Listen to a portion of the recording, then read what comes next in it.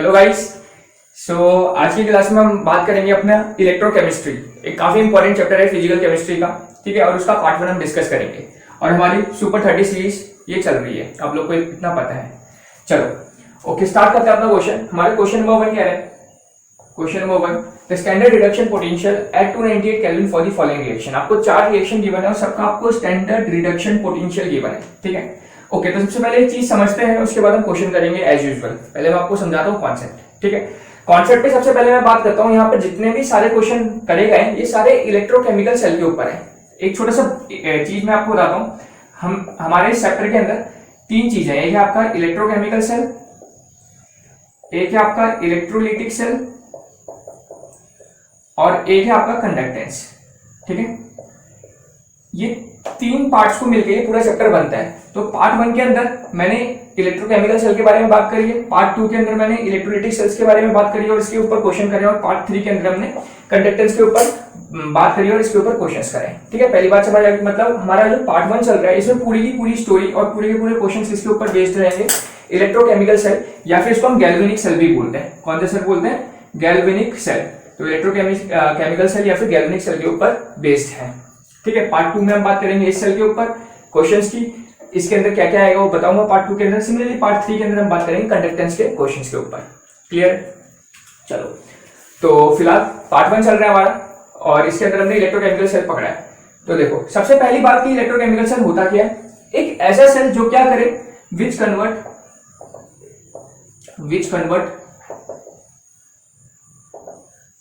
Chemical energy into electrical energy, ठीक है। एक ऐसा सेल जो केमिकल एनर्जी को किस में कन्वर्ट करता है? इलेक्ट्रिकल एनर्जी में कन्वर्ट करता है। ऐसे सेल को हम बोलते हैं इलेक्ट्रोकेमिकल सेल। क्लियर हो गया? अच्छा, यहाँ पर एक इलेक्ट्रोलिटिक सेल की भी मैं डेफिनेशन बता देता हूँ ताकि आपको कंपैरिजन करने में थोड़ी आसानी हो जाए। इलेक्ट्रोलिटिक सेल क्या होता है? एक इसका उल्टा, इलेक्ट्रोकेमिकल का उल्टा। मतलब इलेक्ट्रोकेमिकल क्या कर रहा है? आपको केमिकल को इलेक्ट्रिकल में कन्वर्ट कर रहा है, तो इसका उल्टा मतलब क्या करेगा इलेक्ट्रोलिटिक सेल? ये करेगा आपका इलेक्ट्रिकल एनर्जी को किसमें? केमिकल एनर्जी में, ठीक है। तो एक ऐसा सेल जो इलेक्ट्रिकल एनर्जी को किसमें कन्वर्ट करे? केमिकल एनर्जी में, उस सेल को हम बोलते हैं इलेक्ट्रोलिटिक सेल। और एक ऐसा सेल या बैटरी जो क्या करे, केमिकल एनर्जी को किसमें कन्वर्ट करे? इलेक्ट्रिकल एनर्जी में कन्वर्ट करे, उसको बोलते हैं इलेक्ट्रोकेमिकल सेल, ठीक है। मैं एक सबसे बेसिक एग्जांपल आपको देता हूं इसका, जो सब यूज करते हैं, फोन की बैटरी, ठीक है। ध्यान से सुनना जरा एग्जांपल, ताकि दोनों कॉन्सेप्ट आपको यहीं पर क्लियर हो जाएंगे। तो देखो, जो फोन की बैटरी होती है, आप लोग जब उसको चार्जिंग मोड में लगाते हो, तो चार्जिंग मोड में लगाते हो तो क्या होती है? डेफिनेटली चार्ज होती है ना। और चार्ज किस स्टाइल में होती है? जो आपके इलेक्ट्रिकल सिग्नल्स होते हैं, इलेक्ट्रिकल सिग्नल्स मतलब जो आपकी इलेक्ट्रिसिटी होती है वो आप किसके अंदर जमा हो जाती है? आपकी मोबाइल फोन की बैटरी के अंदर जमा हो जाती है। मतलब एक केमिकल फॉर्म में कन्वर्ट हो रही है, केमिकल फॉर्म में स्टोर हो रही है। बात समझ लो? तो उस टाइम में जो आपकी मोबाइल फोन की बैटरी है वो क्या कर रही है? इलेक्ट्रिकल सिग्नल को केमिकल में कन्वर्ट कर रही है। मतलब इलेक्ट्रिकल सिग्नल को केमिकल एनर्जी में कन्वर्ट कर रही है। उस टाइम में जो मोबाइल की बैटरी है किसकी तरह बिहेव करती है? As an electrolytic cell behave करती है। आई बात समझ में? जब चार्जिंग कर रहे हैं तो उस टाइम में आपकी मोबाइल की बैटरी किसकी तरह बिहेव कर रही है? एज एन इलेक्ट्रोलिटिक सेल की तरह बिहेव करती है। और जैसे उसको चार्ज हो गया, निकाल दो, अब उसका यूज करो। अब जब मोबाइल फोन यूज करोगे, गेम खेलोगे या चैटिंग करोगे, कॉल करोगे, कुछ भी करोगे, अब क्या होंगे? जो इलेक्ट्रिकल आपकी जो केमिकल एनर्जी उसमें स्टोर थी, अब वो क्या किस फॉर्म में कन्वर्ट होगी? इलेक्ट्रिकल सिग्नल्स में कन्वर्ट होगी। तभी तो तुम्हें डिस्प्ले में दिखेगा, है ना भाई? इलेक्ट्रिकल सिग्नल्स में कन्वर्ट हो रही है, तभी तुम कॉल कर पा रहे हो। समझ आ रही बात? तो उस टाइम में जब तुमने चार्जिंग करके हटा दिया, जब तुम उस फोन का यूज कर रहे हो, उस टाइम में जो बैटरी के केमिकल एनर्जी है वो किसमें कन्वर्ट हो रही है? इलेक्ट्रिकल एनर्जी में। केमिकल एनर्जी किसमें कन्वर्ट हो रही है? इलेक्ट्रिकल एनर्जी में। और उस टाइम जो बैटरी है वो किसकी तरह बिहेव कर रही है? एज एन इलेक्ट्रोकेमिकल सेल की तरह बिहेव कर रही है। क्लियर हो गया? इतनी बात समझ आ गई? मतलब ये जो मोबाइल फोन की बैटरीज होती है ये दोनों तरह बिहेव करती है। इलेक्ट्रोकेमिकल सेल की तरह भी बिहेव करती है और इलेक्ट्रोलिटिक सेल्स की तरह भी बिहेव करती है। क्लियर हो गया? चार्जिंग के time as an electrolytic cell, और जब यूज करेंगे किसकी तरह? Electrochemical cell. एक और एग्जांपल तुम बोल सकते हो इन्वर्टर्स। ये भी सबके घर में होता ही है, या सबने देखा ही होगा, है ना। इन्वर्टर्स भी सेम काम करते हैं। जब लाइट नहीं रहती, मतलब सॉरी, जब लाइट रहती है तो क्या होता है? वो चार्ज होता है। मतलब इलेक्ट्रिकल सिग्नल किसमें कन्वर्ट हो रहा है? केमिकल एनर्जी में। और जैसे लाइट चलेगी, अब केमिकल एनर्जी दोबारा किसमें कन्वर्ट हो रही है? इलेक्ट्रिकल एनर्जी में। तब हमें चारों तरफ लाइट मिलती है। होता है ना, इन्वर्टर्स का ही काम होता है। तो उस ये भी किसकी तरह? दोनों की तरह, मतलब इलेक्ट्रोकेमिकल सेल और as well as electrolytic cells की तरह बिहेव करते हैं। क्लियर होगी इतनी बात? ओके, अब करते हैं आगे बात। बेसिक चीजें हमने समझ ली कि क्या होते हैं और क्या क्या एग्जांपल होता है इनका। नाउ क्वेश्चन की बात करते हैं। क्वेश्चन करने से पहले मैं तुम्हें एक चीज बताता हूं। अभी पार्ट 1 के अंदर मैं ऑलरेडी बता चुका हूं, इलेक्ट्रोकेमिकल सेल के ऊपर बात करेंगे और उसके क्वेश्चंस के बारे में बात करेंगे, ठीक है। तो एक चीज है, सबसे पहले कोई भी इलेक्ट्रोकेमिकल सेल दो हाफ सेल को मिलकर बनता है, दो इलेक्ट्रोड को मिलकर बनता है, ठीक है। कोई से भी इलेक्ट्रोड को लिखने का ये रास्ता होता है। Suppose E0 Fe2 plus Fe, ये हाफ सेल है या फिर कहो एक इलेक्ट्रोड है, ठीक है। इसकी वैल्यू कितनी होती है? इसकी वैल्यू होती है -0.44 वोल्ट, ठीक है। जो भी वैल्यूज होती है क्वेश्चन के अंदर गिवन होगी, तुम्हें याद नहीं रखनी, ये क्वेश्चन के अंदर गिवन होती है, देखना भी सारे क्वेश्चन के अंदर गिवन होगी, ठीक है। तो जो Fe2 प्लस Fe जा रहा है, इसकी वैल्यू कितनी है? -0.44 वोल्ट है, ठीक है। सिमिलरली देखो, अभी अगर आप देखोगे इसको 2 प्लस से 0 मतलब क्या हो रहा है? तो यहाँ ऑक्सीडेशन स्टेट 2 प्लस यहाँ क्या है 0, मतलब इसका क्या हो रहा है? रिडक्शन होता हुआ दिख रहा है यहाँ पर। तो दिस इज नोन एज इसको हम बोलते हैं रिडक्शन पोटेंशियल। इस तरीके को लिखने को क्या बोला जाता है? इसको बोला जाता है रिडक्शन पोटेंशियल, ठीक है। सिमिलरली इसको तुम ऑक्सीडेशन स्टाइल में भी लिख सकते हो। कैसे लिख सकते हो? इसको उल्टा कर दो, इसको Fe को यहां लिया, इसको यहां ले गए, Fe2 प्लस कर दिया, तो उल्टा करने में ये भी उलट जाएगा, मतलब ये भी साइन चेंज हो जाएगा। चेंज कर दो क्या हो जाएगा? +0.44 वोल्ट।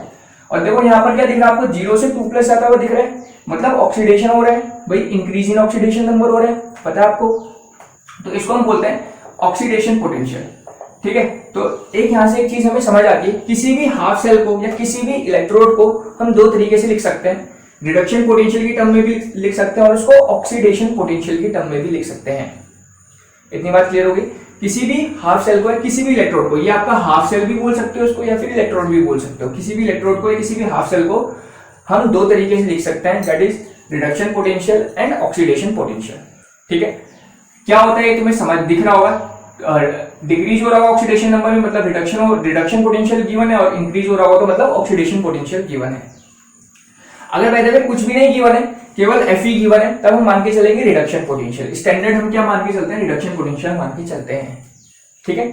और एक चीज ध्यान रखना, कभी भी जो क्वेश्चन करो, क्वेश्चन को करने से पहले हर एक, बाय द वे दो चीजें गिवन है, एक है क्वेश्चन के अंदर, एक है आयरन ही गिवन है सपोज, और एक सपोज गिवन है आपको एल्यूमिनियम, ठीक है।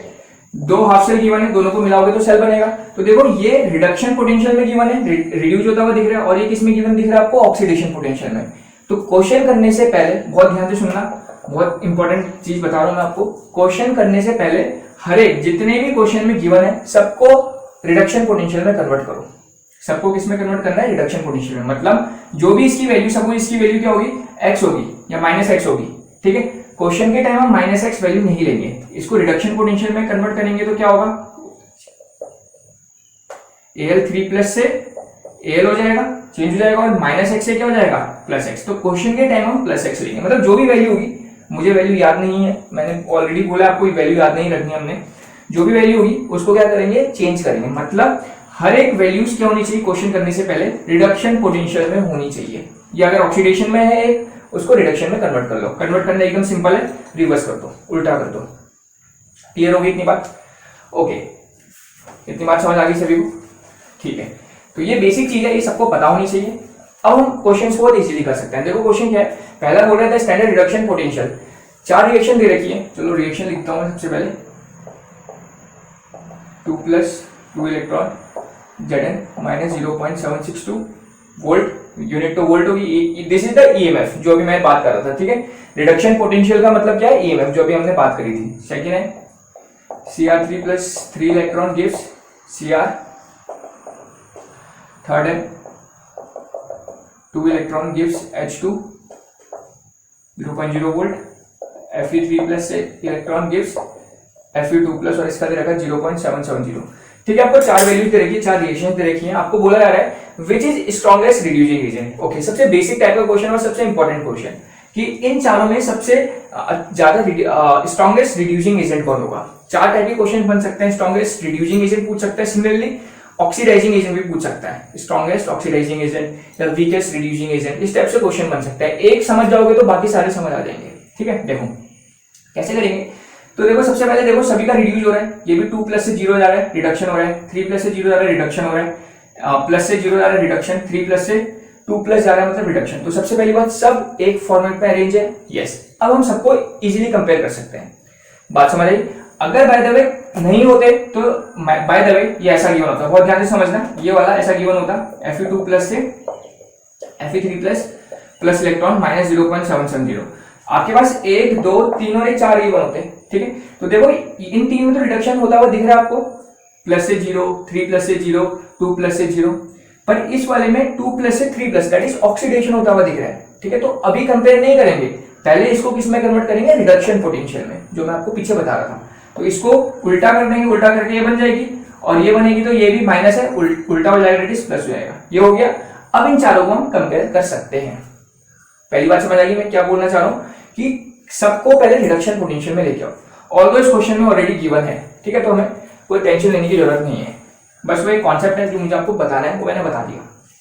अब देखो, अब कहानी क्या है, रिडक्शन पोटेंशियल जिसका ज्यादा होता है, मतलब रिडक्शन पोटेंशियल जिसका ज्यादा है तो उसका क्या होगा, रिडक्शन होगा। ये नोट कर लेना सब जने, more the value of reduction potential,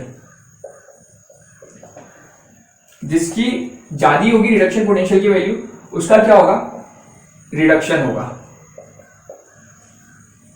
आगे बात समझ में, मतलब जिसकी वैल्यू क्या होगी, रिडक्शन पोटेंशियल की ज्यादा होगी, उसका क्या होगा, रिडक्शन होगा। ये एक सिंपल सा लॉजिक है जो तुम्हें पता रहेगा, तो अच्छी बात है। तो देखो ना, सबसे ये सब रिडक्शन पोटेंशियल में ही हमें पता चल गया। तो सबसे ज्यादा वैल्यू किसकी है, रिडक्शन पोटेंशियल की, देखो माइनस माइनस प्लस इसकी, तो इसका क्या होगा, रिडक्शन होगा। और जरा बताओ, जिसका रिडक्शन होता है वो कौन से एजेंट होता है, डेफिनेटली खुद जो रिड्यूस हो रहा है, रिडक्शन हो रहा है उसका, तो कौन से एजेंट होता है, वो ऑक्सीडाइजिंग एजेंट होता है, ऑक्सीडाइजिंग एजेंट। तो बेस्ट लिख देता हूं, ठीक है। तो ये पूरा एक चार्ट टाइप का आपको तैयार हो जाएगा, तो इसको आप लोग ध्यान रखेंगे। जिसकी वैल्यू रिडक्शन पोटेंशियल की जितनी ज्यादा होगी, उसका क्या होगा, रिडक्शन होगा इजीली, रिडक्शन इजीली रिडक्शन होगा। और इजीली रिडक्शन होने के कारण वो क्या होगा, बेस्ट ऑक्सीडाइजिंग एजेंट होगा। ऑक्सीडाइजिंग एजेंट वही एजेंट होता है जो दूसरे को ऑक्सीडाइज करता है, खुद क्या होता है, रिड्यूस हो जाते हैं, तो ये हुआ बेस्ट ऑक्सीडाइजिंग एजेंट। आगे बात समझ में, तो देखो इन सब में से सबसे बेस्ट ऑक्सीडाइजिंग एजेंट कौन होगा, जिसकी रिडक्शन पोटेंशियल की वैल्यू सबसे ज्यादा है, इसकी ज्यादा है, तो ये बेस्ट ऑक्सीडाइजिंग एजेंट होंगे।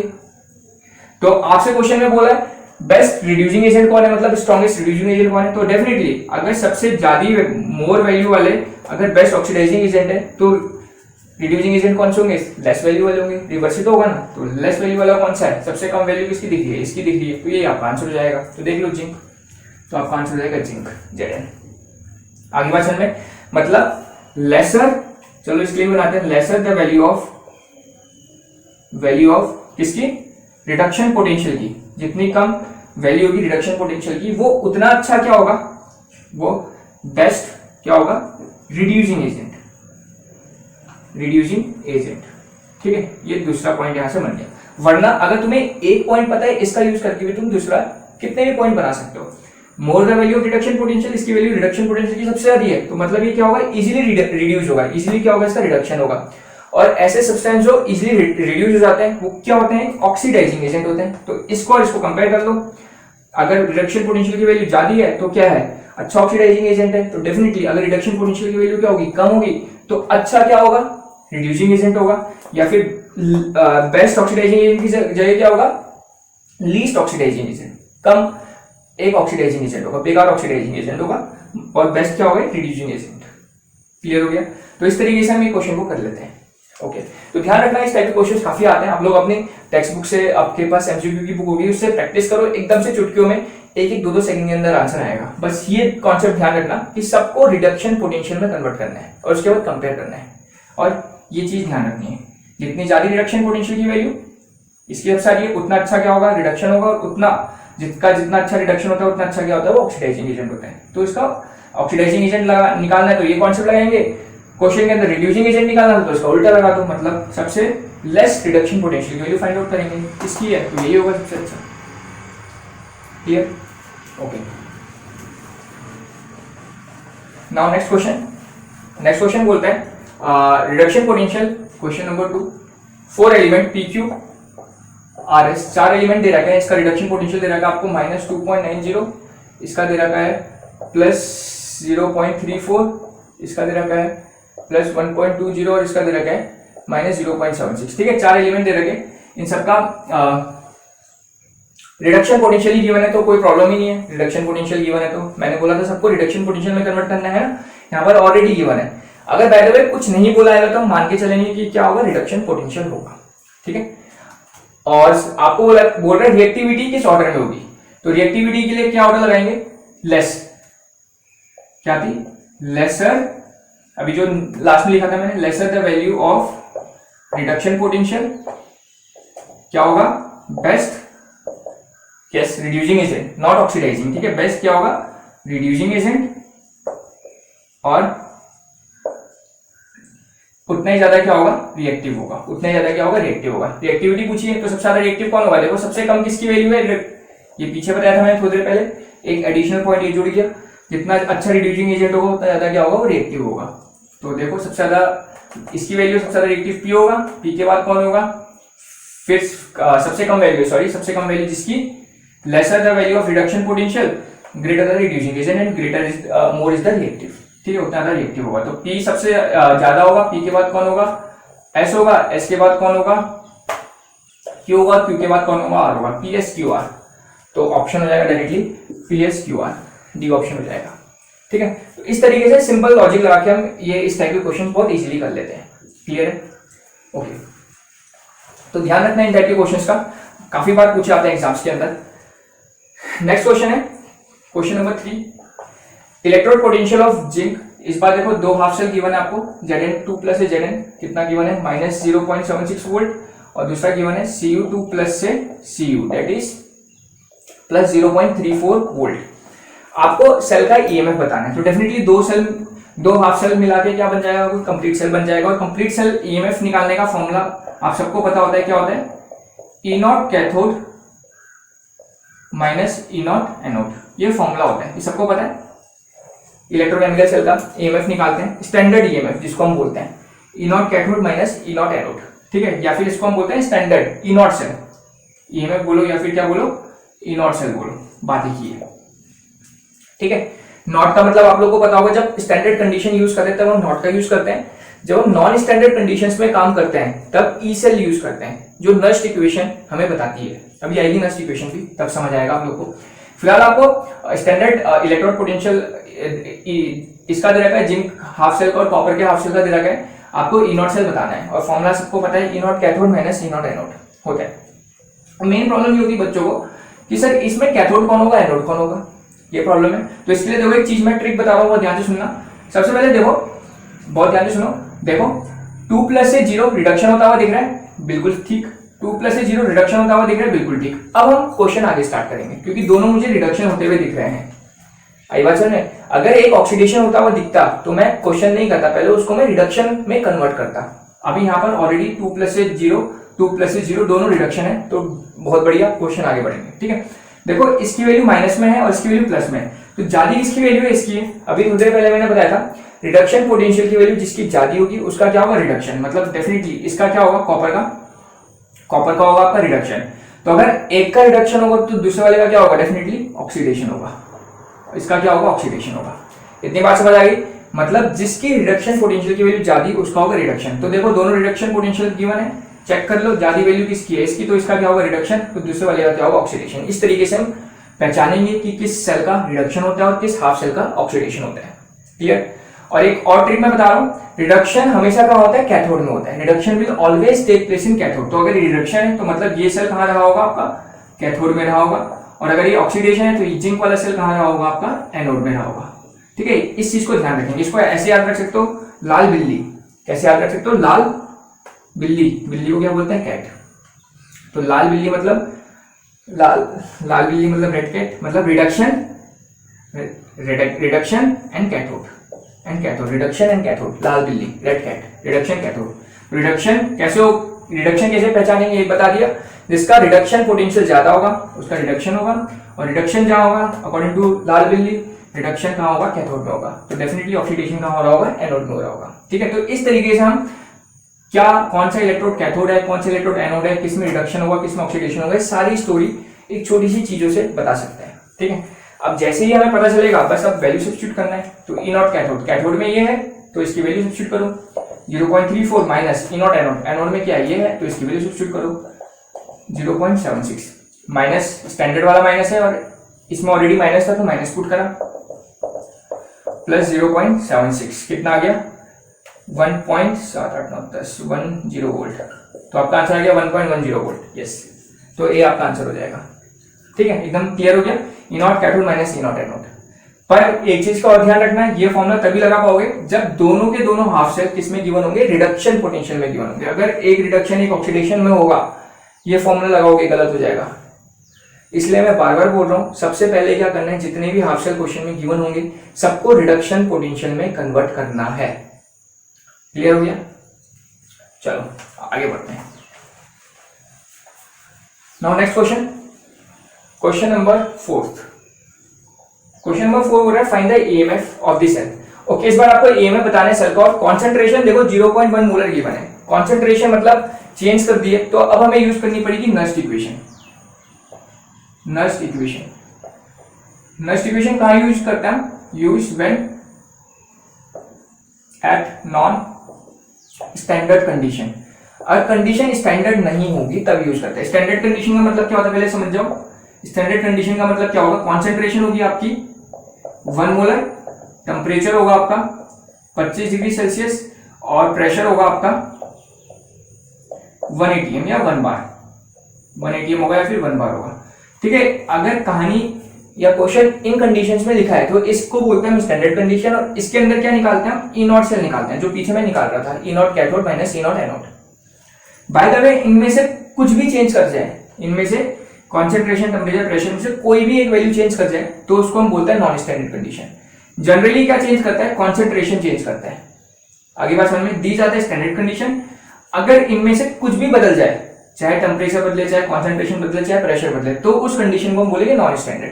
और आप लोग को दिख ही रहा है कॉन्सेंट्रेशन कितना दे दिया, 0.1 मोलर। स्टैंडर्ड के अकॉर्डिंग कितना होना चाहिए था, 1 होना चाहिए था, मतलब बदला तो नॉन स्टैंडर्ड कंडीशन यूज करेंगे, मतलब नस्ट इक्वेशन यूज करेंगे। क्लियर? अब क्या है नस्ट इक्वेशन, ये लिख लेते हैं जरा डायरेक्टली। तो नस्ट इक्वेशन होती है E cell is equals to, और नॉन स्टैंडर्ड कंडीशन के अंदर जो ईएमएफ होता है उसको हम बोलते हैं ई सेल, और ई नॉट सेल क्या बोलते हैं, स्टैंडर्ड कंडीशन के अंदर जो ईएमएफ होता है सेल का। ठीक है, E cell is equals to E naught cell minus 0.0591 upon n log Q. तो ये होती है आपकी नस्ट इक्वेशन, कहां पर, at 25 degree Celsius. Temperature most of the time fix ही होता है, मोस्ट ऑफ द टाइम क्या हमेशा फिक्स होता है, मान के चलो। तो स्टैंडर्ड नस्ट इक्वेशन क्या होती है, E cell is equals to E naught cell minus 0.0591 upon n log Q, where E cell is the non standard EMF, E naught cell is the standard EMF. E naught cell कैसे निकालता है आप लोग को पता है, E naught cell कैसे निकलेगा, E naught cathode minus E naught anode, इस तरीके से निकलेगा। क्लियर है?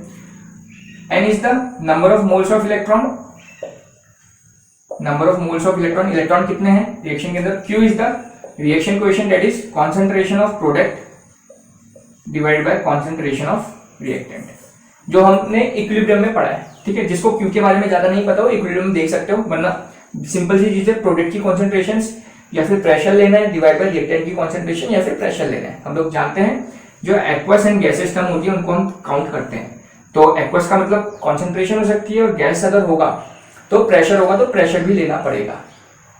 ठीक है, ओके, तो अब लगाते हैं फॉर्मूला और करते हैं क्वेश्चन डायरेक्टली। ये हमारे पास फॉर्मूला तैयार है, क्वेश्चन करेंगे। सबसे पहले रिएक्शन लिखनी पड़ेगी। देखो ये भी एक हाफ सेल लिखने का एक तरीका है। देखो मैं आपको ये भी थोड़ा सा एक्सप्लेन कर देता हूं। ये भी तरीका है सेल को रिप्रेजेंट करने का।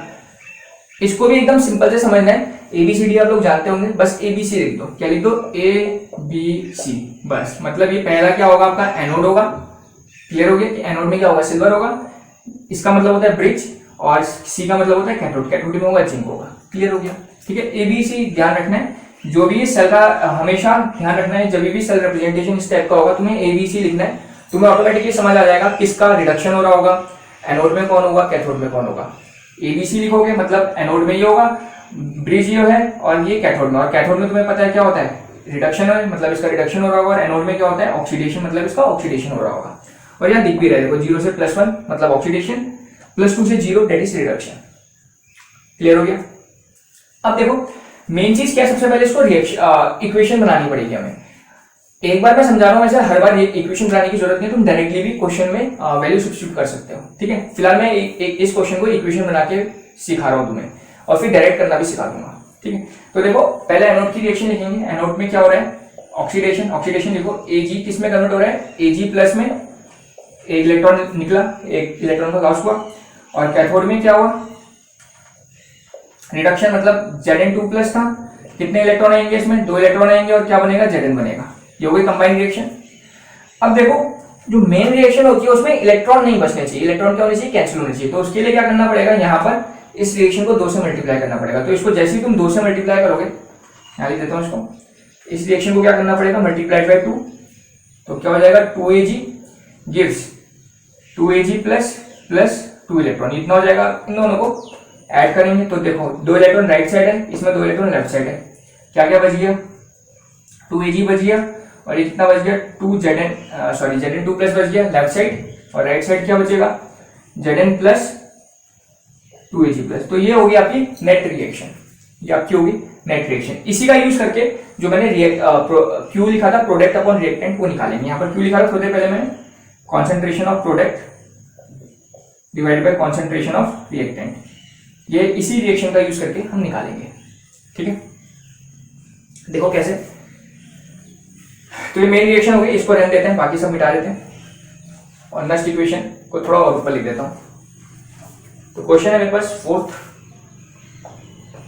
E cell is equals to E naught cell minus 0.0591 upon n log Q, ये था। ठीक है, इतनी बात समझ आ गई। तो सबसे पहले वैल्यू सब्स्टिट्यूट करने से पहले Q निकालता हूं। Q क्या होता है मैंने, Q is the product upon concentration of product divided by concentration of reactant, ये था। तो देखो प्रोडक्ट में क्या है, तो ये आपका सिल्वर है, सॉलिड फॉर्म में होगा। ये जो भी आयन होता है किस फॉर्म में होता है, एक्वस। ये सॉलिड फॉर्म में होगा, और ये किस फॉर्म में होगा, एक्वस फॉर्म में। हमें पता है हमें क्या लेना होता है, केवल एक्वस लेने होते हैं, तो सिल्वर लेंगे। प्रोडक्ट में क्या है, सिल्वर है, और इसका जो कोफिशिएंट है वो पावर में जाएगा, रेज़ टू द पावर 2। और रिएक्टेंट में क्या है, केवल जिंक है, Zn2 प्लस लेंगे। बस अब इसकी वैल्यू क्वेश्चन के अंदर गिवन है। देखो सिल्वर आयन की वैल्यू कितनी दे रखी है, 0.1, तो 0.1 का स्क्वायर हो जाएगा। और जिंक आयन की कितनी दे रखी है, 0.1 हो जाएगा। इससे कट गया तो कितना बचेगा, केवल 0.1 बचेगा। या फिर इसको बोल सकते हो 10, जिसको हम क्या बोल सकते हैं, 10 की पावर -1 बचेगा। इतनी बात समझ आ गई सबको।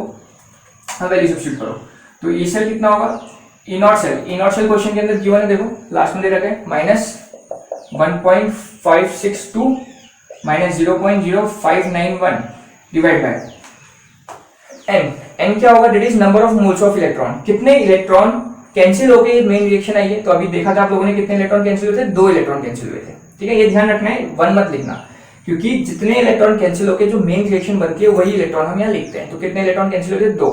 तो n की वैल्यू होगी 2, और log q की वैल्यू निकाल चुके हैं, दैट इज 10 की पावर -1। सॉल्व करो, 62, इसको सॉल्व करते कितना आएगा, -0.0295, और log 10 की पावर -1 इज -1। ये पता है आप लोग को आइडेंटिटी, log 10 की पावर n क्या होता है, n होता है, पता है सभी को। तो log 10 की पावर -1 क्या होगा, -1 होगा। प्लस हो जाएगा -1.6562 प्लस 0.0295। सॉल्व करेंगे कितना आएगा, -1.5, और ये जाएगा 4 और 3, -1.543, 543 या 2, 5 और ये 6, 4 और 2, चलो 1.543 या 2 कुछ भी बोल दो, इतना आ जाएगा। तो ये आंसर दिख रहा है हमें, यस, -1.542 या 543। क्लियर हो गया। तो इस तरीके से इस क्वेश्चन को हम सॉल्व करते हैं। डायरेक्टली फॉर्मूला बेस्ड क्वेश्चन है, केवल आपको ध्यान रखना है वैल्यू सब्स्टिट्यूशन का। ठीक है, अब एक चीज और मैं बता देता हूँ, बार बार ये रिएक्शन जो मैंने लिखी थी, इस रिएक्शन को लिखने की जरूरत नहीं है, केवल लॉजिक समझो। लॉजिक ये समझना है, तो देखो चलो मैं आपको जो मेन रिएक्शन थी उससे समझाता हूँ। इसको हटा देते हैं, क्या आपके पास गिवन होता है, क्योंकि वरना टाइम वेस्ट होगा तुम्हारा अगर ये पूरी रिएक्शन लिखोगे तो। पर जिसे अगर नॉर्मल तरीके से नहीं आ रहा वो रिएक्शन लिखिए। ठीक है, मैंने पूरा एक्सप्लेन कर दिया। अब एक छोटी सी चीज भी देखो, Eg से Eg प्लस बन रहा है, तो डेफिनेटली ये कहाँ होगा, प्रोडक्ट साइड होगा। और यहाँ Zn2+ से Zn बन रहा है, मतलब ये किस साइड होगा, रिएक्टेंट साइड होगा। ये रिएक्टेंट साइड R और ये किस साइड होगा, प्रोडक्ट साइड P लिख दिया। बच्चे जल्दीबाजी में गलती क्या करते हैं, Zn2+ डिवाइड बाई Ag+ कर देते हैं।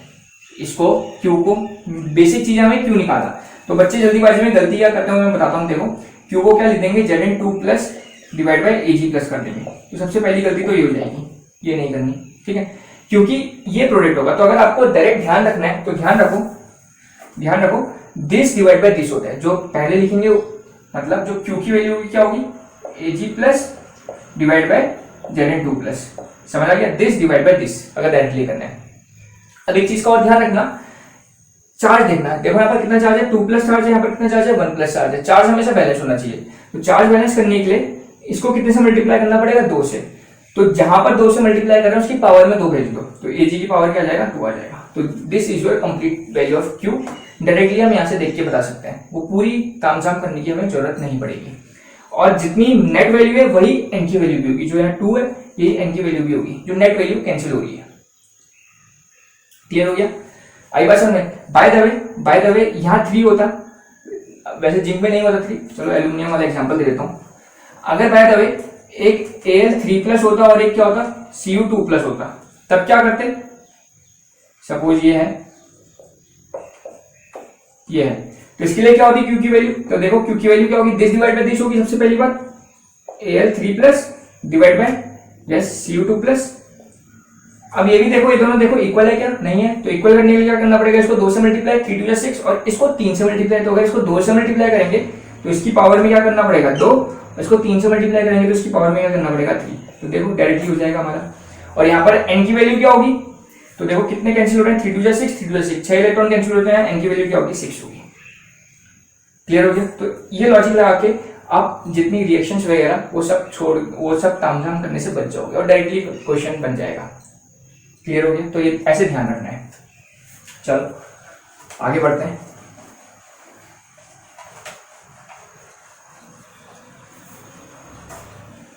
Now next question, question number 5th। Question 5 बोलता है the standard EMF of cell is involving 1 electron, change is 0.591, equilibrium constant बोल रहा है। मतलब फिर से वही लगेगा, E cell is equals to E naught cell minus 0.0591 upon n log Q, ये लगेगा। और आपसे इक्विलिब्रियम कांस्टेंट बोला है, मतलब डेफिनेटली कहानी कहाँ बोली गई है, इक्विलिब्रियम में बोली गई है। इक्विलिब्रियम में क्या होता है, एट इक्विलिब्रियम E सेल क्या हो जाएगा आपका, 0 हो जाएगा और Q किसके इक्वल हो जाएगा, Kc के इक्वल हो जाएगा। ऐसे ही होता है, ये आप लोग को पता भी होगा। इक्विलिब्रियम में क्या होगा, E cell is equal to 0 and Q is equal to Kc। तो E सेल 0 पुट कर दो तो कितना आ जाएगा, E naught cell is equal to, ये पूरा टाइम इधर आ जाएगा तो प्लस में हो जाएगा 0.0591 अपॉन n log Kc। तुम्हें Kc निकालना है। E नॉट सेल क्वेश्चन के अंदर गिवन है, स्टैंडर्ड ईएमएफ देखो क्या गिवन है, 0.591 पुट कर दिया, 0.591 इज इक्वल टू 0.0591। n की वैल्यू कितनी क्वेश्चन के अंदर गिवन है, 1 इलेक्ट्रॉन चेंज, मतलब 1 गिवन है log Kc। तो log Kc को एक तरफ रखे रहने देते हैं, कितना आ जाएगा, ये नीचे आ गया 591 डिवाइड बाई, सॉरी ये था, ये नीचे आ गया 0.0591, इतना हो गया। पॉइंट से पॉइंट कट जाएगा, यहाँ पर इसकी जगह यहाँ पर 4 जीरो आएंगे और यहाँ नीचे चलो 10⁴ आएगा, 1 2 3 हटेगा, क्या आएगा 10⁵ आएगा, ये कट गया और ये भी कट गया पूरा। तो log Kc कितना आ गया आपका, 10 आ गया।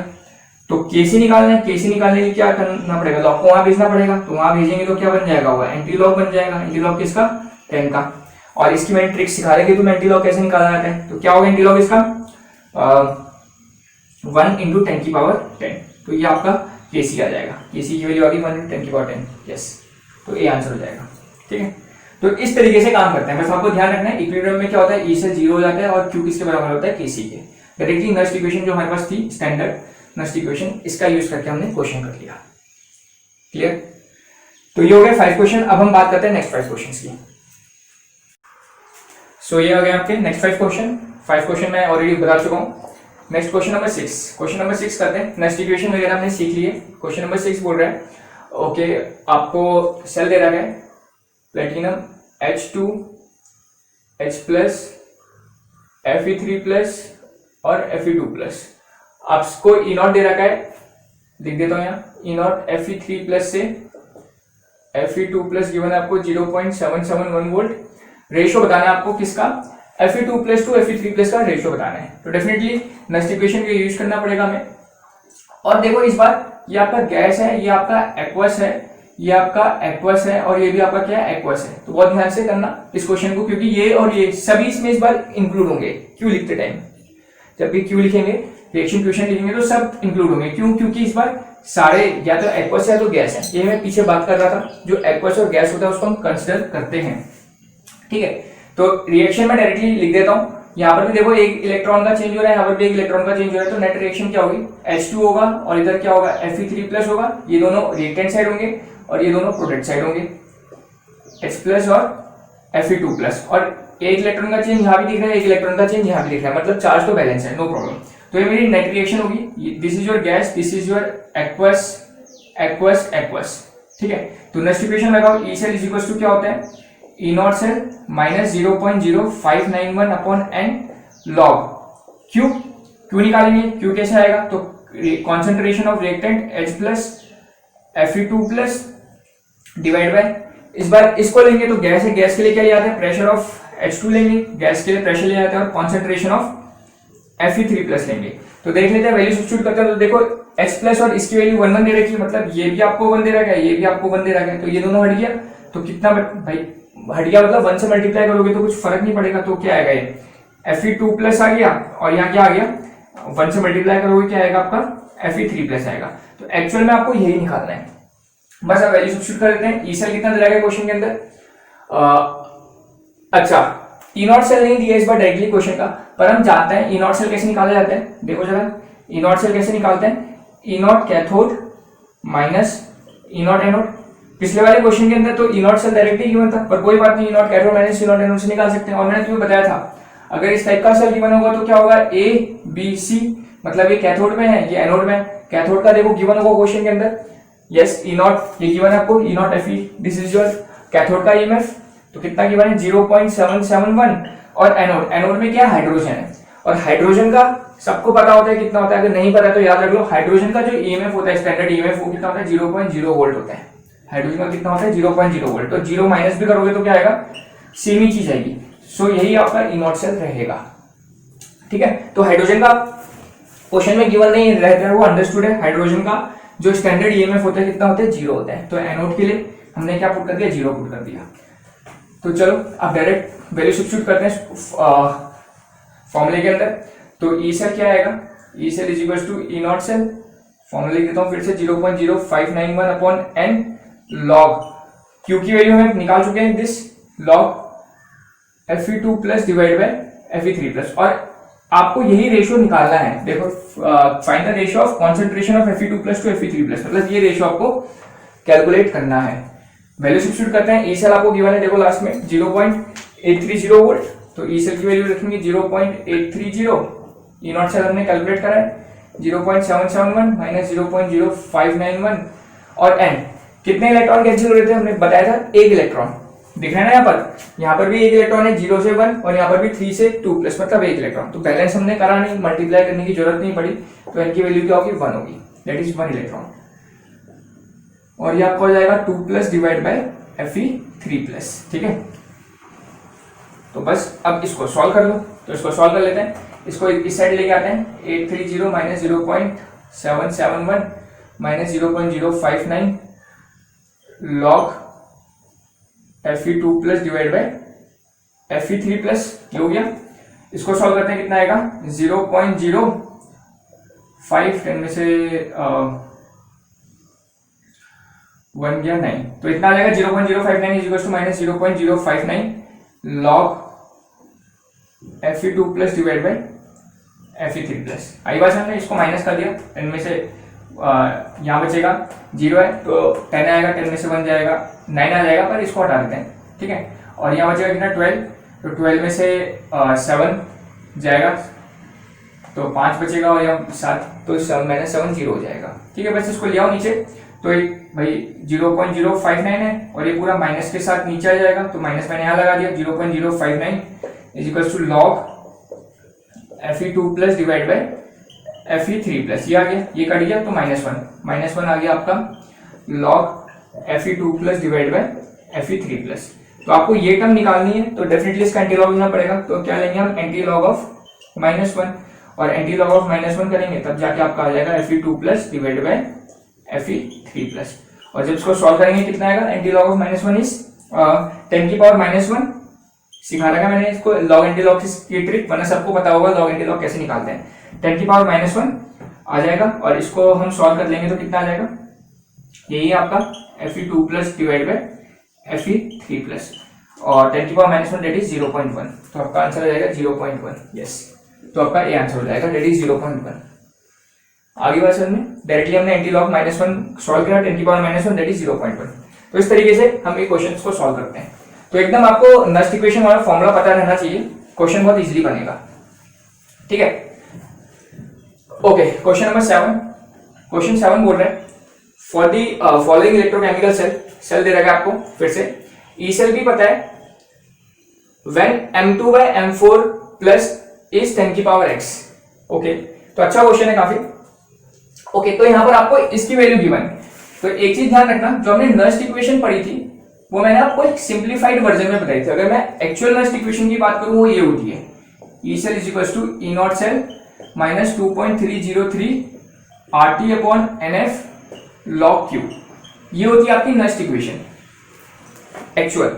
मैंने क्या करा था, देखो 2.303 आपका हमेशा कांस्टेंट रहेगा, R की वैल्यू इस गैस कांस्टेंट फिक्स रहती है, टेंपरेचर हम मोस्ट ऑफ द टाइम क्या लेते हैं 25 डिग्री सेल्सियस लेते हैं, और F की वैल्यू भी पता है आपको कितनी होती है 96500। तो इस पूरे की वैल्यू क्या पुट कर देता हूं मैं, इस पूरे की वैल्यू हमेशा कांस्टेंट ही होती है, जो निकल के क्या आती है आपकी 0.0591 आती है divide by n log Q। तो मैं इसको नस्ट इक्वेशन के तौर पे यूज करता हूं, पर एक्चुअल में नस्ट इक्वेशन यही है। ठीक है, याद करो मैंने यहाँ लिखा था एट 25 डिग्री सेल्सियस, ये लिखा था ना, क्योंकि अगर यहाँ पर टेम्परेचर 25 होगा तभी ये वाली इक्वेशन पुट करेंगे। बाय द वे टेम्परेचर 25 नहीं बोलेगा, मतलब 298 केल्विन नहीं बोलेगा, तब हम ये इक्वेशन यूज नहीं कर सकते, क्योंकि तब टेम्परेचर की वैल्यू कुछ और होगी। ये जो कैलकुलेशन करी गई है 0.0591, इसके अंदर टेम्परेचर रहा है 25 डिग्री सेल्सियस। ठीक है, उस क्योंकि ये पूरा कांस्टेंट है, चाहे तुम एक बार चाहे 10 बार सॉल्व करोगे आंसर एक ही आने वाला है, तो हमने इसको सिंप्लीफाइड वर्जन में ये बोला है। ठीक है, और यहाँ पर ऑल्दो इसकी वैल्यू बोल दी गई है आपको 2.303 अपॉन RT बाय F, इस पूरे की वैल्यू बोली है कितनी 0.0591 हम बोली है। ठीक है, तो हमारे पास ये तैयार हो गया, ये क्वेश्चन के अंदर गिवन है। अब सबसे पहले हम निकालते हैं Q। ठीक है, हमें पहले रिएक्शन लिखनी पड़ेगी, तो रिएक्शन लिख देते हैं। तो देखो ये आपको पता ही है M4 प्लस M2 प्लस ये सेल है, तो ये मैंने बता रखा है A B C होगा। रिएक्शन कैसे होगी, ये और ये रिएक्टेंट साइड होगा H2 और M4 प्लस, और ये प्रोडक्ट साइड होगा क्या H प्लस और M2 प्लस। आपका प्रोडक्ट साइड होगा, मैं डायरेक्टली लिखना सिखा रहा हूँ आप लोग को, आगे बात समझ में, हम डायरेक्टली लिखना सीखना है। इलेक्ट्रॉन में चेंज देख लो, यहाँ पर कितने का चेंज आ रहा है, देखो M4 से 2 कितने इलेक्ट्रॉन का चेंज आ रहा है 2 का, और यहाँ पर कितने का चेंज आ रहा है 1 इलेक्ट्रॉन का चेंज आ रहा है, मतलब इसको कितने से मल्टीप्लाई करना पड़ेगा 2 से मल्टीप्लाई करना पड़ेगा। तो दोनों को 2 से मल्टीप्लाई करने के लिए 2 कर दिया, और इसको भी करेंगे, ये कहाँ लिखा है यहाँ लिखा है तो 2 कर दिया। आई बात समझ में, क्योंकि यहाँ से 4 से 2 प्लस में कितने का चेंज दिख रहा है 2 का, पर यहाँ 0, यहाँ तो 0 होगा, इसलिए प्लस में कितने का चेंज दिख रहा है 1 का, तो इसलिए इन दोनों को किससे मल्टीप्लाई करना पड़ेगा 2 से मल्टीप्लाई करना पड़ेगा, ताकि टोटल नेट चेंज कितना हो जाए 2। और अगर 2 से मल्टीप्लाई करोगे तो ओवरऑल रिएक्शन में कितने इलेक्ट्रॉन कैंसिल हो रहे हैं 2 इलेक्ट्रॉन कैंसिल हो रहे हैं, तो n की वैल्यू भी क्या होगी यहाँ पर 2 होगी। इतनी बात क्लियर होगी सबको, समझ आ रही ना, क्योंकि भाई यहाँ पर भी 2 इलेक्ट्रॉन का चेंज आ रहा है, यहाँ पर अभी 1 इलेक्ट्रॉन का चेंज दिख रहा है। मैं जानता हूँ टोटल इलेक्ट्रॉन चेंज बराबर होना चाहिए, इसलिए इसको 2 से मल्टीप्लाई करा, तो यहाँ पर भी 2 हो गया, यहाँ पर भी 2 हो गया, मतलब जो नेट रिएक्शन होगी उसके अंदर इलेक्ट्रॉन नहीं रहेगा, और इलेक्ट्रॉन कितना कैंसिल हो रहा है 2 इलेक्ट्रॉन, इसलिए n की वैल्यू क्या होगी 2 होगी।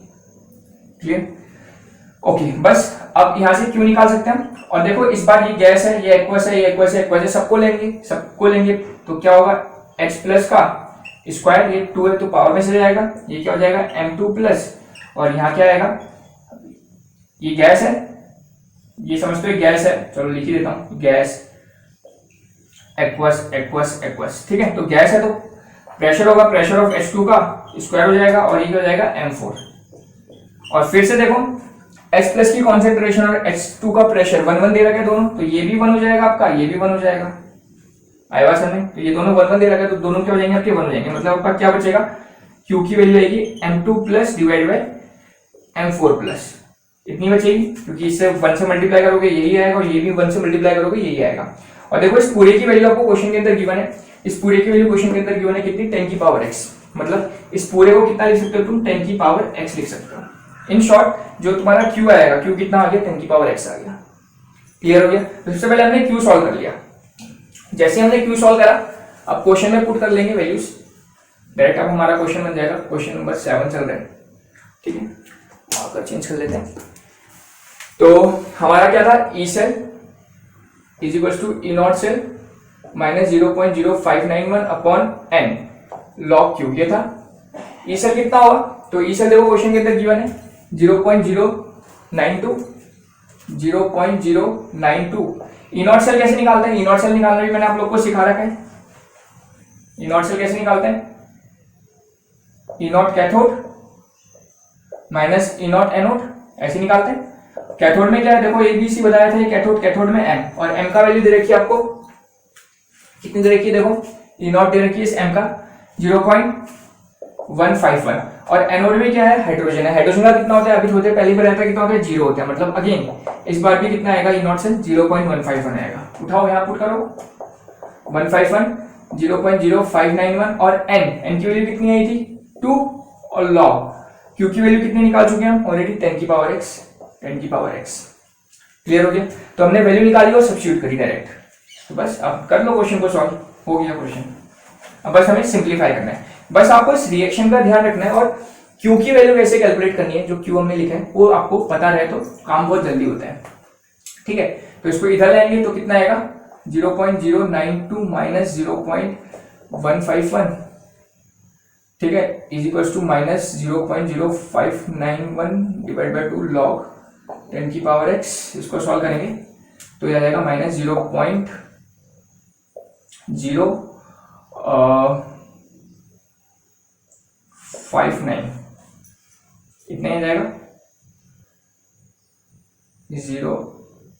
059, yes, minus 0.0591 divide by 2 log 10 की पावर x, कितना आ गया। तो देखो इससे एक कैंसिल आउट हो गया और 2 यहां से ले गया, तो कितना गया, 2 इज इक्वल टू लॉग 10 की पावर x। तो 10 की पावर x को एज इट इज रखते हैं, तो क्या कर देंगे, लॉग इधर आ जाएगा, तो आ जाएगा आपका एंटी लॉग ऑफ 2, और एंटी लॉग ऑफ 2 क्या होगा, 10 की पावर 2, पता है आपको एंटी लॉग ऑफ 2 क्या होगा, 10 की पावर 2, 10 की पावर x, बेस दोनों का सेम, तो पावर मैच जाएगी, तो x की वैल्यू क्या आ जाएगी, 2 आ जाएगी, मतलब दिस इज योर आंसर। तो x का वैल्यू 2 आ गई। क्लियर है? तो इस तरीके से इस क्वेश्चन को हम सॉल्व करते हैं, ठीक है। तो ध्यान रखना, केवल आपको फॉर्मूला पता होना चाहिए, बेसिक नॉलेज पता होनी चाहिए, क्वेश्चन बहुत इजीली बनते हैं। Next question, question number 8। Question 8 बोल रहे हैं for the reduction of silver ion with copper metal, silver को किसके साथ रिडक्शन कर रहे हैं, कॉपर मेटल के साथ रिडक्शन कर रहे हैं। The standard potential is 0.46 volt at 25 degree Celsius, ठीक है। सिल्वर आयन रिडक्शन करा रहे हैं, सिल्वर आयन का, सिल्वर आयन का रिडक्शन करा रहे हैं, मतलब सिल्वर Ag प्लस से किसमें जा रहा होगा, Ag में जा रहा होगा, इसका मतलब यही हुआ, एक इलेक्ट्रॉन इसको मिल रहे हैं, ठीक है। किसके साथ करवा रहे हैं, कॉपर के साथ, तो कॉपर का डेफिनेटली उस टाइम क्या हो रहा होगा, ऑक्सीडेशन हो रहा होगा, तो कॉपर किसमें कन्वर्ट हो रहा होगा, Cu2 प्लस से Cu से Cu2 प्लस में, और 2 इलेक्ट्रॉन लॉस कर रहा होगा। इतनी बात समझ आ गई। रिडक्शन करा रहे हैं सिल्वर आयन का, तो Ag प्लस से एक इलेक्ट्रॉन लिया, सिल्वर आयन मिल गया, रिडक्शन हो गया इसका कॉपर की प्लेस में, तो कॉपर का ये हो रहा होगा। तो नेट रिएक्शन क्या होगी, तो देखो नेट रिएक्शन के लिए इलेक्ट्रॉन बैलेंस होता है दोनों में, ये रिएक्शन समझे सबसे पहली बात, Ag प्लस से Ag और Cu से Cu2 प्लस। नेट रिएक्शन में इलेक्ट्रॉन बैलेंस होने चाहिए, तो इलेक्ट्रॉन बैलेंस करने के लिए इस रिएक्शन को कितने से मल्टीप्लाई करना पड़ेगा, 2 से, तो 2 से करेंगे 2 हो जाएगा, ये 2 हो जाएगा, ये 2 हो जाएगा, 2 इलेक्ट्रॉन से 2 इलेक्ट्रॉन कैंसिल, नेट रिएक्शन आ गई Ag plus Cu gives 2Ag plus Cu2 plus, तो ये हमारी होगी नेट रिएक्शन। अब आपको निकालना है डेल्टा जी नॉट, तो डेल्टा जी नॉट का क्या फॉर्मूला होता है, delta G naught is equal to minus NF E naught से, तो ये आपके पास सिंपल फॉर्मूला है, ये सब जने ध्यान रखेंगे। Delta G not gives free energy होती है माइनस NF ई नॉट से। एन की वैल्यू कितनी हुई, देखो कितने इलेक्ट्रॉन कैंसिल हुए मेन रिएक्शन में, 2, तो 296,500 फैराडेज दे रखा है आपको, और ई नॉट भी दे रखा है आपको कितना, 0.46। तो बस इसको मल्टीप्लाई कर लो और मल्टीप्लाई करके आंसर निकाल दो, कितना आएगा मल्टीप्लाई करेंगे तो 88780 के अराउंड आ जाएगा। ठीक है, कितना आएगा जूल, इतना जूल आ जाएगा इनको मल्टीप्लाई करोगे तो।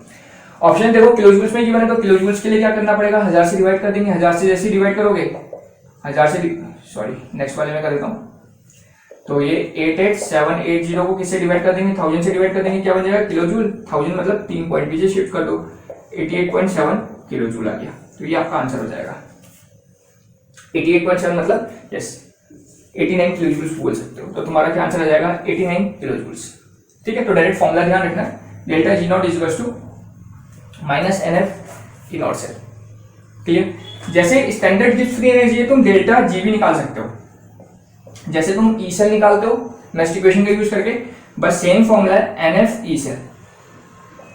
ठीक है, फॉर्मूला सेम है। अगर ई नॉट सेल पुट करोगे तो standard Gibbs free energy delta G not निकलेगी, और अगर ई सेल पुट करोगे तो तुम्हारी delta G that is Gibbs free energy निकलेगी। ठीक है, फॉर्मूला दोनों सेम ही है। यहाँ ई नॉट सेल पुट करेंगे तो डेल्टा जी नॉट आएगा, ई सेल पुट करोगे तो डेल्टा जी आएगा। Clear, okay.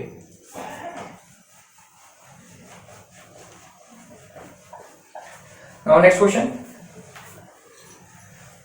नेक्स्ट क्वेश्चन है question number 9। If E naught Cu2 plus से Cu is 0.34 volt, Cu plus से Cu जितना, फाइंड दिस। काफी इंपॉर्टेंट क्वेश्चन है ये, इलेक्ट्रोकेमिस्ट्री का, इलेक्ट्रोकेमिकल का काफी इंपॉर्टेंट क्वेश्चन होता है इस टाइप का। ठीक है, कैसे करते हैं जरा देखो ध्यान से।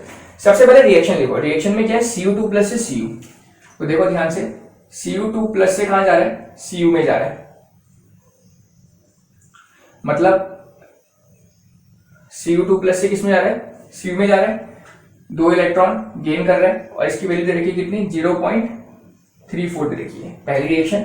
दूसरी इसके लिए लिखेंगे कहां से कहां जा रहा है, Cu प्लस से Cu जा रहा है, तो 1 इलेक्ट्रॉन गेन करेगा, तो तभी तो देखो इलेक्ट्रॉन राइट साइड बनाएंगे कि राइट साइड बनाएंगे, लेफ्ट साइड बनाएंगे, अगर इसमें कंफ्यूजन है सिंपल सोचो, चार्ज बैलेंस होना चाहिए। तो देखो यहां पर अभी देखो +1 चार्ज है, यहां पर 0 चार्ज है, तो अगर यहां पर मैं इलेक्ट्रॉन बनाऊंगा तो क्या हो जाएगा, +1 -1 दैट इज 0 हो गया, और यहाँ 0 था। ठीक है, इस तरीके से भी सोच सकते हो, वरना Cu प्लस से क्या हो रहा है, रिडक्शन हो रहा है। रिडक्शन में डेफिनेटली क्या होता है, गेन ऑफ इलेक्ट्रॉन होता है, इसलिए हमने गेन कराया। ठीक है, ऑक्सीडेशन होता है तो लॉस होता है, तो इसलिए हम प्रोडक्ट साइड बनाते हैं। गेन होगा तो रिएक्टेंट साइड, लॉस होगा तो प्रोडक्ट साइड। ये दूसरी स्ट्रेटेजी है इलेक्ट्रॉन्स बनाने की। ठीक है, इसकी वैल्यू दे रखी है आपको कितनी, 0.522। आपको बतानी है क्या, ई नॉट जो बताना है वो रिएक्शन में लिख देते हैं। Cu2 प्लस से आपको क्या बताना है, Cu बताना है, सॉरी Cu प्लस बताना है, इसका ई नॉट सेल आपको कैलकुलेट करना है, ये तुम्हारा टारगेट है। इसमें भी क्या होगा, 1 इलेक्ट्रॉन बनाना पड़ेगा, ताकि देखो +2 -1 कितना बचेगा, यहाँ पर +1 बचेगा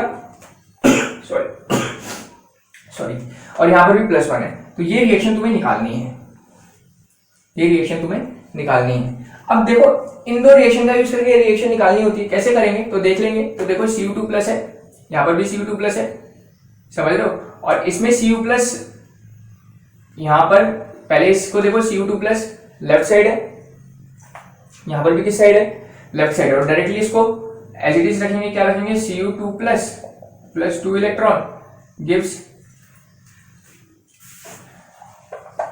इसको थोड़ा यहां से लिखता हूं, बहुत ध्यान से समझना, क्या है Cu2 plus 2 electron gives Cu, पहली चीज आ गई। ठीक है, अब देखो सेकंड क्या है, Cu प्लस है, Cu प्लस किस रिएक्शन में लिख रहा है, ये रिएक्शन तो हमें निकालनी है ना, इन दोनों की हेल्प से ये रिएक्शन निकालनी है। नेक्स्ट देखो Cu प्लस इसमें दिख रहा है, पर इस वाली रिएक्शन में लेफ्ट साइड दिख रहा है, और जो हमें चाहिए उसमें किस साइड है, राइट साइड है, तो डेफिनेटली इसको क्या करना पड़ेगा, रिवर्स करना पड़ेगा। तो इसको रिवर्स करते हैं, यहाँ लिख देता हूँ रिवर्स करके, रिवर्स आई बात समझ में, और इसको एज इट इज लिखा हमने, और इसको एज इट इज लिखा तो इसकी सामने इसकी वैल्यू पुट कर देता हूँ 0.34, जो इसका ईएमएफ है। ठीक है, इसको क्या करना पड़ेगा, रिवर्स करेंगे तो क्या आएगा, Cu इस तरफ आएगा और ये दोनों उस तरफ चले जाएंगे, तो क्या हो जाएगा, Cu प्लस इलेक्ट्रॉन, और अगर इसको रिवर्स करें तो ये भी क्या हो जाएगा, रिवर्स हो जाएगा, कितना हो जाएगा, -0.522 हो जाएगा। आई बात समझ में। अब देखो इन दोनों को जब तुम ऐड करोगे क्या होगा, Cu से Cu कैंसिल आउट हो जाएगा, 1 इलेक्ट्रॉन से 1 इलेक्ट्रॉन कैंसिल आउट हो गया, तो क्या आएगा, तो आपका बचेगा Cu2 प्लस, यहाँ 1 इलेक्ट्रॉन कैंसिल हुआ है, यहाँ 2 इलेक्ट्रॉन थे, तो 1 इलेक्ट्रॉन बचा रहेगा, गिव्स Cu प्लस, ये हमारी रिएक्शन आ गई। और जरा देखो यही रिएक्शन तुम्हें निकालनी थी, यही आ गई। तो अब क्या करेंगे, तो इसके लिए ई नॉट सेल तुम्हें निकालना था, तो इसके लिए ई नॉट सेल कैसे निकालोगे तुम, तो जैसे ही तुमने इन दोनों का यूज करके रिएक्शन निकाली, ई नॉट सेल के लिए भी तुम क्या करोगे 0.34 माइनस 0.522 कर दोगे। और जैसे ही करोगे क्या हो जाएगा आपका 0.182 आ जाएगा। और किस में आएगा, माइनस में, तो आपका आंसर आ जाएगा माइनस 0.182 वोल्ट। आई बात समझ में। जैसे ही तुमने क्या करा, दो इक्वेशन लिखी, दो इक्वेशन का यूज करके ये इक्वेशन निकालनी थी, तो यहाँ पर ये लेफ्ट साइड था तो डायरेक्टली हमने एज इट इज पुट कर दिया, पर Cu प्लस जो निकालनी है उसमें किस साइड है, राइट साइड, तो हमने इसलिए इस रिएक्शन को क्या कर दिया, रिवर्स कर दिया। ठीक है, तो बस इन दोनों का यूज करके अगर मेरी ये फाइनल रिएक्शन आ रही है तो क्या करेंगे बच्चे, सबसे पहली मिस्टेक, ये मिस्टेक है, ठीक है, ध्यान रखना। क्या करेंगे बच्चे, इन दोनों को ऐड कर देंगे, क्योंकि सर ये दोनों ऐड करके रिएक्शन आ रही है, तो ऐड करके हमारा आंसर आ गया 0.182 माइनस का, और ये ऑप्शन भी दिख रहा है देखो, और टिक करके आ जाओगे, और क्वेश्चन वही हो जाएगा गलत, ये क्वेश्चन क्या हो जाएगा गलत। ठीक है, ये सबसे कॉमन और बेसिक मिस्टेक है जो बच्चे करते हैं इस क्वेश्चन के अंदर। आई बात समझ में, ऐसे नहीं करना है। अब सवाल है क्यों नहीं करना है, तो इसका सीधा सीधा सा आंसर है, जो ई नॉट सेल होती है आपकी, जो ई नॉट सेल होती है, this is your intensive property. कौन सी प्रॉपर्टी होती है, इंटेंसिव प्रॉपर्टी होती है, और intensive properties are non additive, इनको हम ऐड नहीं कर सकते। ठीक है, चलो एक चीज मैं बता देता हूँ, दो टाइप की हमारे पास प्रॉपर्टी होती है, एक होती है इंटेंसिव और एक होती है एक्सटेंसिव प्रॉपर्टी। ठीक है, दो प्रॉपर्टी होती है, एक इंटेंसिव और एक एक्सटेंसिव प्रॉपर्टी। इंटेंसिव प्रॉपर्टी ऐसी property which does not depend, क्या होती है समझो, which does not depend on amount of substance. ठीक है, और एक्सटेंसिव प्रॉपर्टीज क्या होती है, विच depend on amount of substance. ठीक है, तो सबसे पहले सवाल है कि सर इंटेंसिव और एक्सटेंसिव प्रॉपर्टी क्या होता है। थर्मोडायनेमिक्स का सीधा सा कॉन्सेप्ट है, इंटेंसिव प्रॉपर्टी ऐसी प्रॉपर्टी जो अमाउंट ऑफ सब्सटेंस में डिपेंड नहीं करती है। मतलब एग्जांपल क्या हो गया इसका, टेम्परेचर हो गया या फिर बॉइलिंग पॉइंट हो गया। सबसे सीधा सा एग्जांपल बॉइलिंग पॉइंट मतलब सोचो तुम इतने पानी का बॉइलिंग पॉइंट नापो या इतने पानी का बॉइलिंग पॉइंट नापो, कितना आएगा, सेम ही तो आएगा ना। इसका भी बॉइलिंग पॉइंट कब क्या होगा, 100 डिग्री सेल्सियस होगा, इसका भी बॉइलिंग पॉइंट क्या होगा, 100 डिग्री सेल्सियस होगा। दोनों के इसका बॉइलिंग पॉइंट क्या है, पानी का, अगर पानी है 100 डिग्री सेल्सियस है, मतलब it does not depend on the amount. Amount में डिपेंड नहीं कर रही, यहाँ पर कम अमाउंट है, यहाँ पर ज्यादा अमाउंट है, उससे कोई फर्क नहीं पड़ रहा। अमाउंट चाहे तुम कितना भी लो, बॉइलिंग पॉइंट अगर 100 डिग्री सेल्सियस है तो 100 डिग्री सेल्सियस ही रहेगा। ऐसी प्रॉपर्टी को हम बोलते हैं इंटेंसिव प्रॉपर्टी। और एक्सटेंसिव प्रॉपर्टी क्या होती है, जो डिपेंड करती है अमाउंट ऑफ द सब्सटेंस में। सिंपल सा एग्जांपल है मास या फिर वॉल्यूम।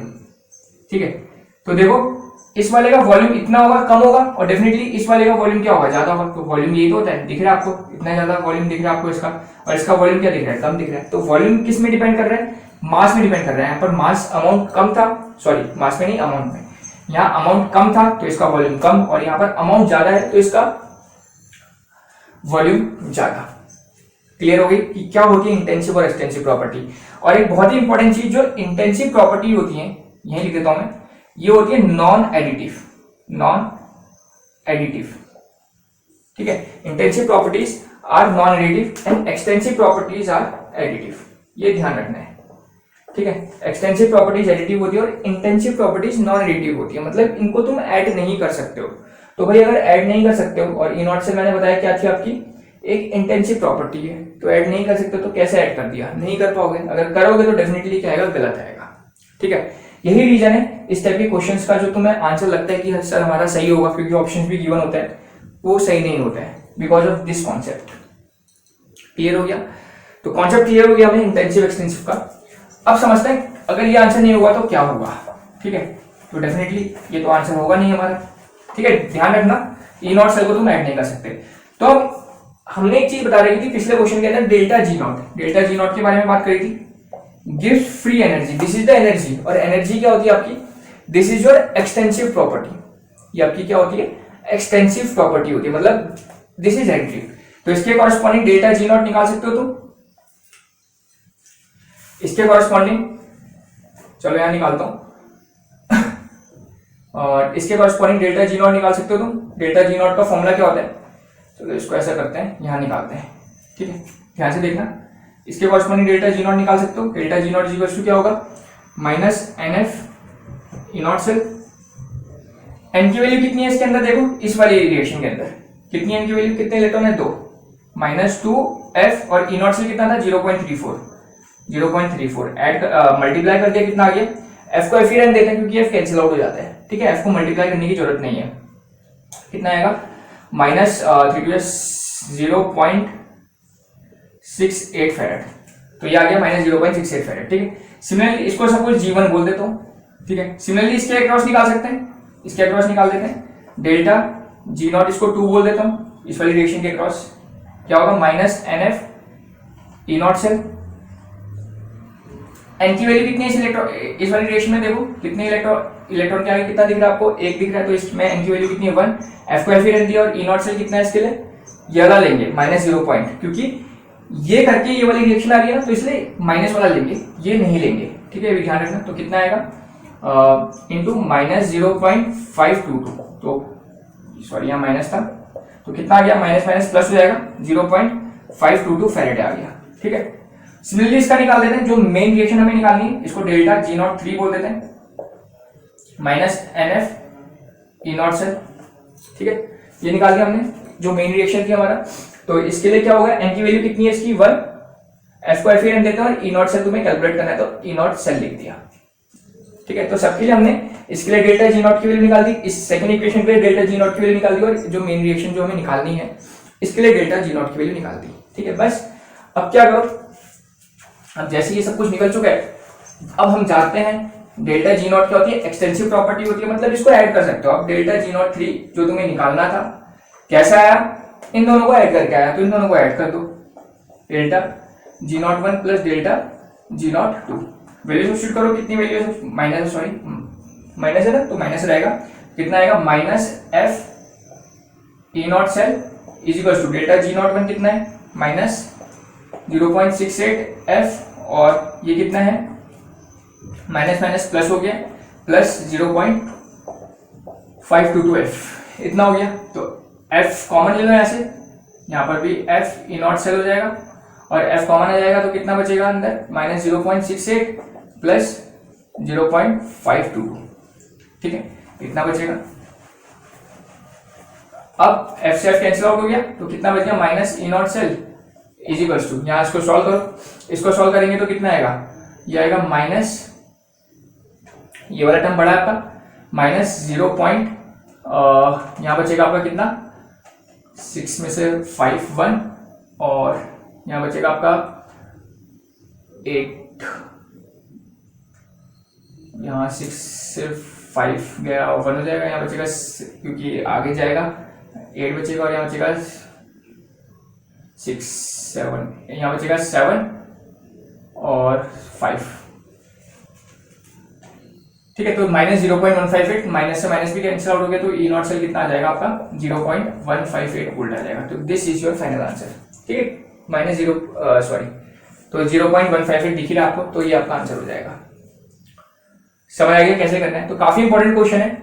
अभी आपको भले ही लंबा लगा होगा क्योंकि मैंने पूरा एक्सप्लेन करा है, एक बार प्रैक्टिस करो, 1-2 क्वेश्चन की आपके बुक्स में मिल जाएंगे, क्योंकि काफी बार इस टाइप के क्वेश्चन एग्जाम में आए हैं। एक बार प्रैक्टिस करोगे बहुत इजीली सॉल्व हो जाएगा, ठीक है। केवल आपको कॉन्सेप्ट और लॉजिक ध्यान रखना है, और एक कॉन्सेप्ट ध्यान रखना है इंटेंसिव और एक्सटेंसिव प्रॉपर्टी का, ठीक है। ओके, नाउ नेक्स्ट क्वेश्चन क्या बोल रहा है, क्वेश्चन नंबर 10 बोल रहा है rusting of iron is catalysed by. Rusting of iron का मतलब तुम समझते हो क्या होता है, रस्ट का formula Fe2O3.Xs2O, this is your rust. और रस्टिंग ऑफ आयरन किसकी प्रेजेंस में होती है, एसिड कैटलिस्ट की प्रेजेंस में होती है, ठीक है। गलती मत करना, रस्टिंग ऑफ आयरन देखते साथ कुछ बच्चे Fe लगा देते हैं, ठीक है, गलत हो जाएगा, क्योंकि कैटलाइज बोला है, किसकी प्रेजेंस में कैटलाइज करी होती है, तो definitely acid that is H+, तो आंसर हो जाएगा आपका H+ की प्रेजेंस में होती है, ठीक है। तो ये हो गया आपके 10 क्वेश्चन। तो अब नेक्स्ट पार्ट में मिलते हैं हम 10 और क्वेश्चन के साथ, तब तक आप प्रैक्टिस करो। Thank you.